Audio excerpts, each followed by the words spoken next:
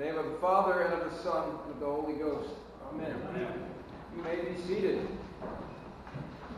Well, we finally get to see some sun after what has seemed like 40 days and 40 nights of endless rain. I think the entire month of February has felt like one endless stream of water from the heavens. During a time like these, some of you may say a quick prayer just serving as a blanket reminder to God that He has, made that little promise that He won't kill us all with a flood.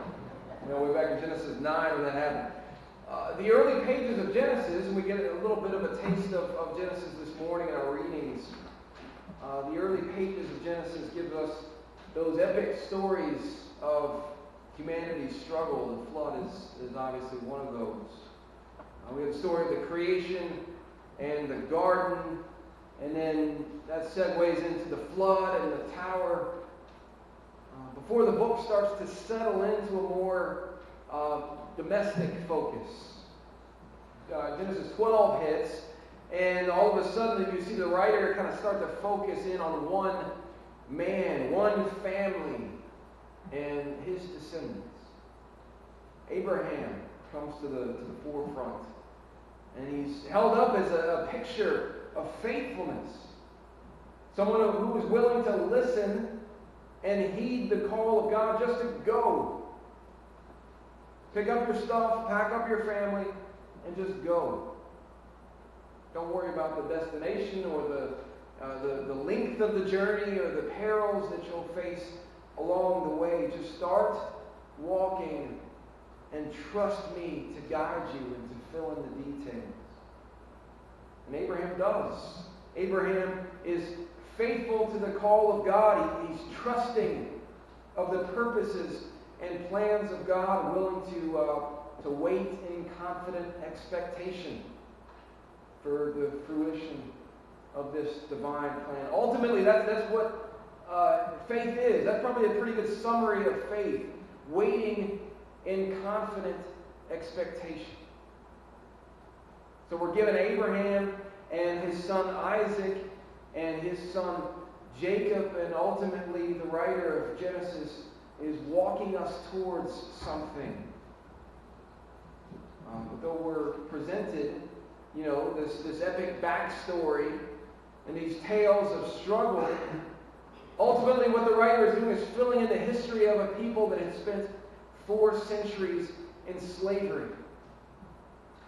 A people that had presumably lost connection with their history, who had taken on the identity that had been given to them by their taskmasters. An identity that had replaced their true character as a family in communion with the true God.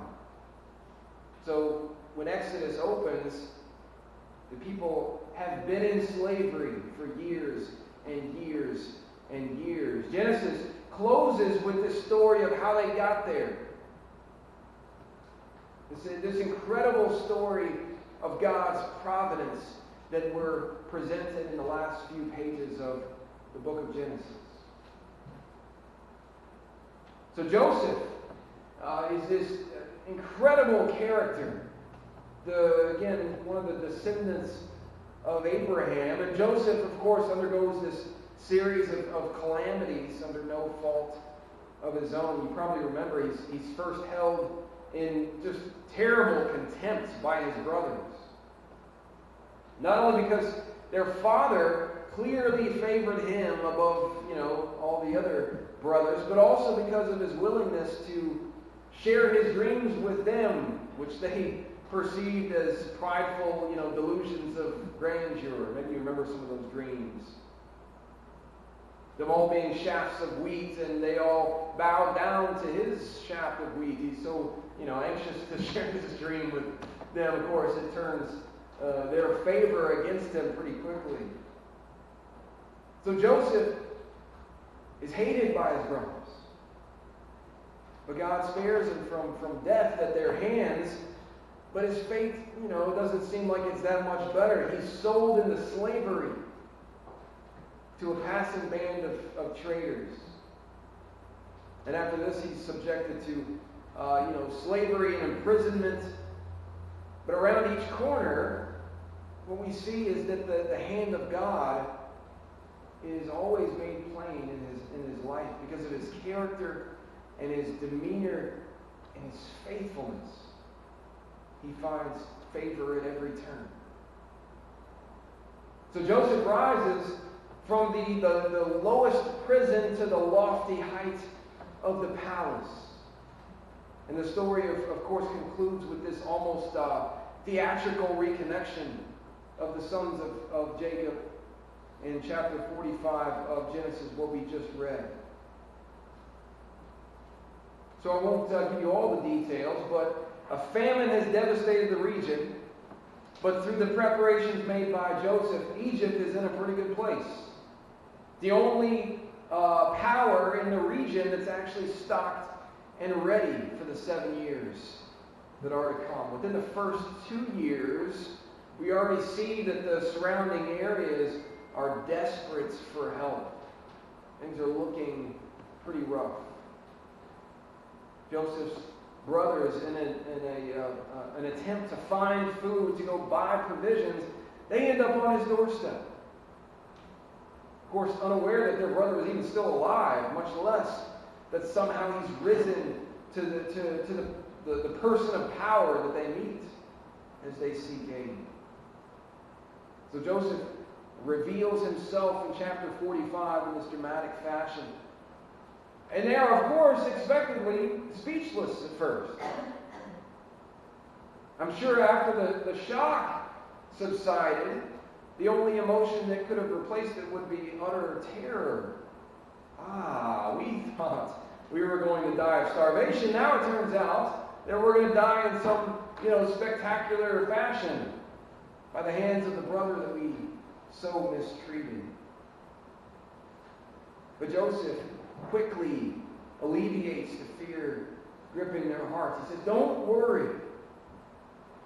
God has carved out this path for me for this very moment. The divine intention of preserving your life.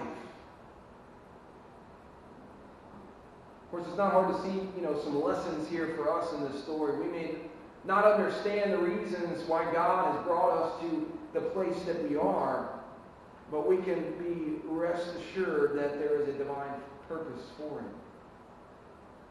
But maybe even more so than that, the lesson is this: mercy and forgiveness are always a part of His plan. We see that time and time and time again all throughout Scripture. Mercy is so often the catalyst for God's divine plan to actually come to life. If Joseph had not shown mercy to the family that had betrayed him, then the fullness of God's purpose could not have unfolded. Doesn't matter what place of power Joseph could have ascended to, if he was not willing to show mercy, God's full plan could not have come to pass. If he would have taken the opportunity to laugh in scorn about how the tables had turned and sold each one of them off into slavery just as they had done to him, God's plan for the life of Joseph and those who would come after him, his offspring, for generations and generations, could not have come into full fruition. Joseph had to put aside any bitterness or grief that he felt for his family before the fullness of God's plan could come into view. So I think when I read this story afresh, after hearing it, so many times as a young child, when I read it afresh, that's what pops out most, I think, to me. Bitterness clouds our vision. Our resentment can shut off the valve of God's love for others. We can choose to hold on to our hostility, or we can choose to release it and allow God's mercy to flow through us.